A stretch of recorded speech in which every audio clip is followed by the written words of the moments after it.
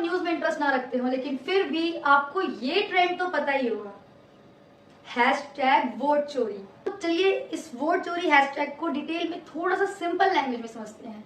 तो बात यह है कि विपक्ष पार्टी के नेता राहुल गांधी, इन्होंने 7 अगस्त को अपनी एक प्रेस कॉन्फ्रेंस बुलाई। उस प्रेस कॉन्फ्रेंस में उन्होंने इलेक्शन कमीशन के ऊपर कुछ आरोप लगाए। अब इलेक्शन कमीशन हम सब जानते हैं एक ऐसी बॉडी है जिसका काम होता है पूरे देश में होने वाले चुनावों को बहुत ही फेयर तरीके से कंडक्ट करना।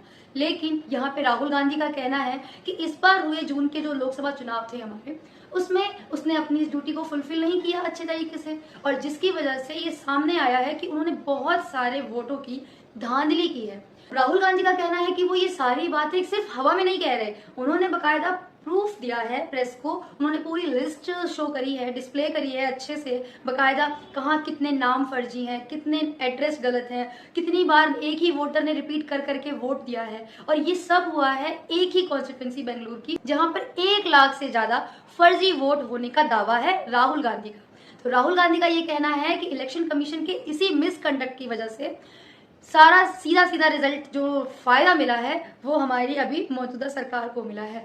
तो इसीलिए राहुल गांधी इलेक्शन कमीशन से ये डिमांड कर रहे हैं कि ये 1 लाख जो वोट चोरी हुआ है उस पर इन्वेस्टिगेशन करें, और साथ ही साथ पूरे देश की वोटिंग लिस्ट हमारे हाथ में दे, ताकि हम ये जनता को दिखा सकें, या फिर वो खुद भी जनता को ये दिखाए कि कितने फर्जी वोट्स इस बार चुनाव में डाले गए।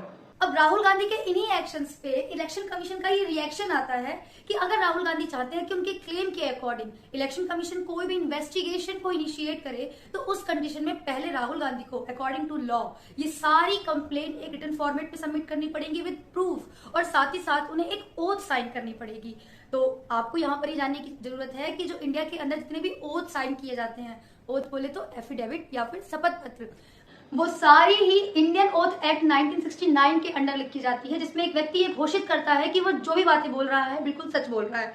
क्योंकि अगर उसके अंदर एक भी बात झूठ पकड़ी गई या फिर जो भी वो दावे कर रहा है अगर उसमें से कुछ भी गलत साबित होता है, तो ये भारतीय न्याय संहिता सेक्शन 227 के अंडर एक पनिशेबल ऑफेंस है, जिसमें एक पर्सन को 7 साल तक की जेल भी हो सकती है। तो बात यही है कि राहुल गांधी ने ना तो अभी तक इस प्रोसेस को फॉलो किया है, और ना ही इलेक्शन कमीशन ने अभी तक राहुल गांधी के किसी भी क्लेम को एक्सेप्ट किया है।